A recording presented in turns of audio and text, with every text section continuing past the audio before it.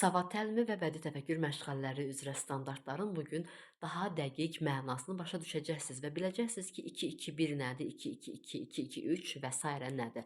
Və siz artıq bilirsiniz ki, 2-2 standartımız, əsas standartımız deyək, daha doğru olsun, aiddir savad təlimi və yazdığım kimi bədii təfəkkür məşğələlərinə.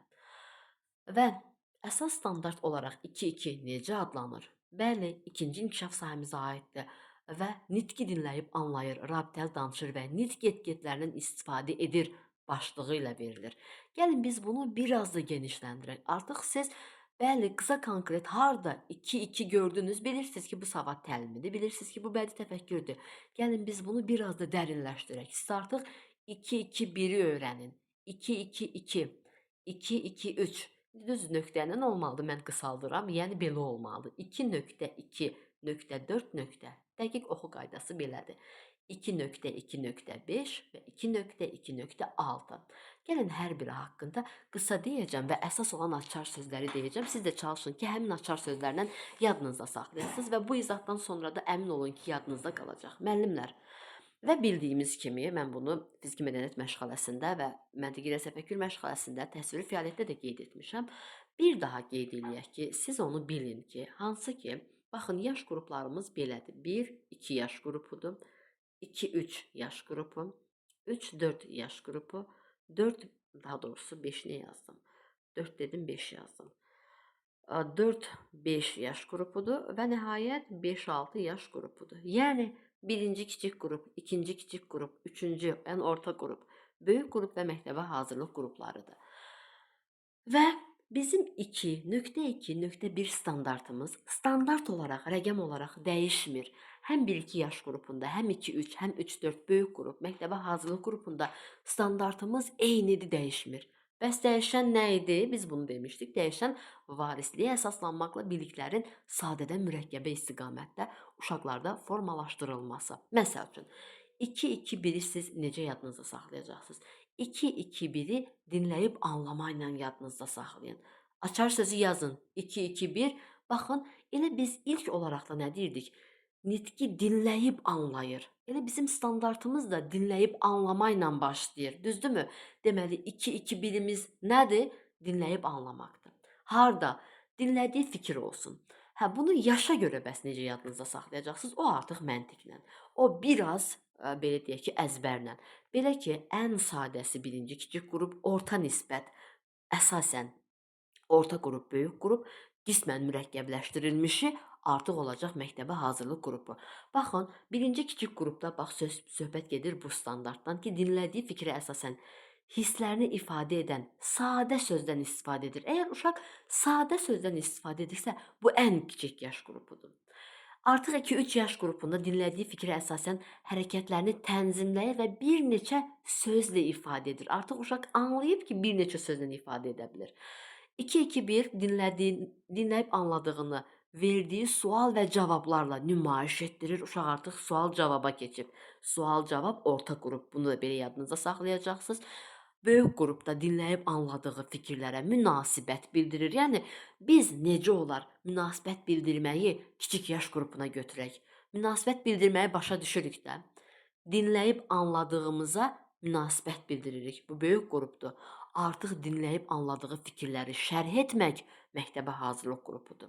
Bu da yenə də deyirəm, varisliyə əsaslanır, məntiqdən yadınıza saxlayacaqsınız.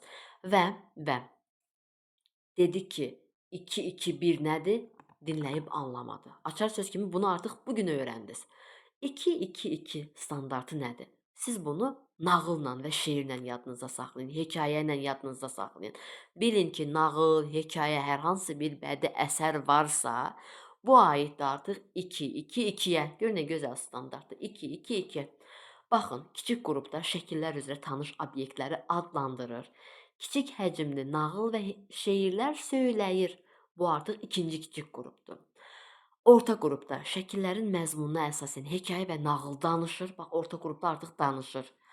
Böyük qrupda şəkillər üzrə sərbəst sujetli hekayə tərtib edir. Məktəbə hazırlıq qrupunda isə bədii nümunə, müşahidə şəkillər əsasında fikrini sadə şəkildə şərh edir. Bax, burada sadə sözü sizi çaşdırmasın ha. bu fikrini şərh eləyir. Fikri şərh etmək asan məsələ deyil.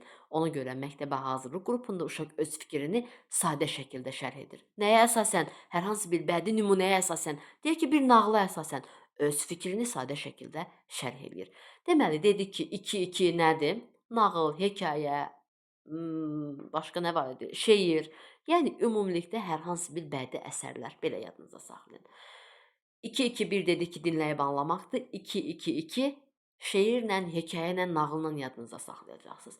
Hə, 2-2-3 çox asandır. Nitq get-getləri. Vəssalam. Bəli. Nitq get-getlərimiz 2-2-3 standartıdır. Və kiçik yaşlardan, 1-2 yaşdan uşağa biz hələ ki salam sağ ol öyrətməliyik. Yəni fikirləşin, 1-2 yaşlı uşağa biz öyrədirik ki, Davud salam denən, Davud sağ ol denən. Yəni bu artıq onun ən sadə nitq get-getlərini öyrənməyidir. Bu birinci kiçik qrupdur. İkinci kiçik qrupda artıq bax, birinci kiçik qrupda böyüklərin təklifi var. Az əvvəl nümunədə də dedim ki, Davud salam denən, sağ ol denən, əlini tərpət, sağ ol denən. Artıq biz böyüklər bunu uşağa öyrədirik. İkinci kiçik qrupda uşaq nitq get-getlərindən istifadə edir. Artıq özü istifadə edir salam sağ oldan. Orta qrupda nitq get-getlərindən istifadə edir və nitq get-getlərini artırıb, bəli, xeyir, çox sağ olun, genişləndirib. Böyük qrupda bağışla, nuş olsun, zəhmət olmasa kimi nitq get-getlərindən istifadə edir. Nəhayət məktəbə hazırlıq qrupunda buyurun, xahiş edirəm, xoş gəlmisiniz, yaxşı yol və s. kimi nitq get-getlərini jest və mimikalarından istifadə etməklə, yəni gülümsəyərək xoş gəlmisiniz. Təbəssümü də var. Yəni bura bir təbəssüm də, jest, mimika da əlavə olunur. Nitq get də var, jesti və mimikası da var. Bu artıq məktəbə hazırlıq qrupudur. Bunu da belə yadınızda saxlayacaqsınız. Dedik 2-2-1 dinləyib anlayır. 2-2-2 şeir, hekayə, nağıl. 2-2-3 nitq get-getləri. Nəhayət 2-2-4 bəli başlayır savad təlimində danışıq səslərindən. Danışıq səsləri haqqında, yəni bunu da belə yadınıza saxlayın ki, danışıq səsləri bərabərdir 2-2-4. Kiçik yaş qruplarında sadəcə hələ ki hecadır, sözdür. Birinci kiçik qrupda heca, sözdür. İkinci kiçik qrupda artıq ora cümlə də əlavə olunur. Artıq orta qrupda söz və cümləni düzgün tələffüz edir. Böyük qrupda sözün, cümlənin yerini təyin edir. Məktəbə hazırlıq qrupunda da artıq uşaq hərf və səsləri fərqləndirməyi bacarır. Yəni sadədən mürəkkəbə, bu da müəllimlər məntiqə əsaslanır. Ancaq mütləq burada əzbər də olmalıdır da, yəni açar sözləri deyirəm, siz də müəyyən qədər əzbərinizdən də istifadə etməlisiniz. 2-2-4 nədir? Danışıq səsləri. Bəs 2-2-5 nədir? 2-2-5 artıq cümlədir. Necə ki, baxın, cümləni 2-2-5-dən yadınızda saxlayın. Danışığında 1-2 sözdən ibarət sadə cümlə qurur. Qısa, konkret, siz bunu baxın, 2-2-4 danışıq səsləridir. Danışıq səslə başlayırıq. 2-2-5 cümlədir. Qısa, konkret cümlə ilə bağlı test gördünüz, bilin ki, bu 2-2-5 standartını əks etdirir. Plus da, indi düzdür, o da sadədən mürəkkəbə dəyişir. Orada məsəl üçün 2-2-5 birinci kiçik qrupda söhbət gedir 1-2 yaşlılardan. Danışığında 1-2 sözdən ibarət sadə cümlələr qurur. Artıq 2-3 yaş qrupunu görürsüz, danışığında sadə cümlə qurur bu və son bu ancaq 1-2 yaş qrupu olar da. 2-3 yaş qrupunda danışığında 2-3 sözdən ibarət sadə cümlələrdən istifadə edir. Nəhayət orta qrupda danışığında 2-4 sözdən ibarət cümlədən istifadə edir. Və nəhayət böyük qrupda 4-5 cümlədən ibarət mətn qurur. Mətn qurmaq varsa bu böyük qrupdur və nəhayət məktəbə hazırlıq qrupunda verilən səs üzrə sözləri seçir, sözlərdən hecalar, hecalardan sözlər, sözlərdən cümlələr, cümlələrdən şifahi mətn qurur. Görürsüz, mürəkkəb bacarıqlar 5-6 yaş qrupuna tələb olaraq verilir. Və nəhayət 2-2-6 standartı artıq burada söhbət gedir. Nitqində böyük çox sözlərindən istifadə edir. Nitqində əşyaların rəngini və formasını bildirən sözlərdən istifadə edir. Nitqində əlamət, hiss bildirən sözlərdən istifadə edir. Nitqində əlamət, hiss, keyfiyyət bildirən sözlərdən istifadə edir və nitqində əlamət, keyfiyyət, hiss bildirən əks mənalı sözlər, eyni mənalı sözlərdən istifadə edir. Yəni bunlar da aiddir qısa konkret 2, 2, 6.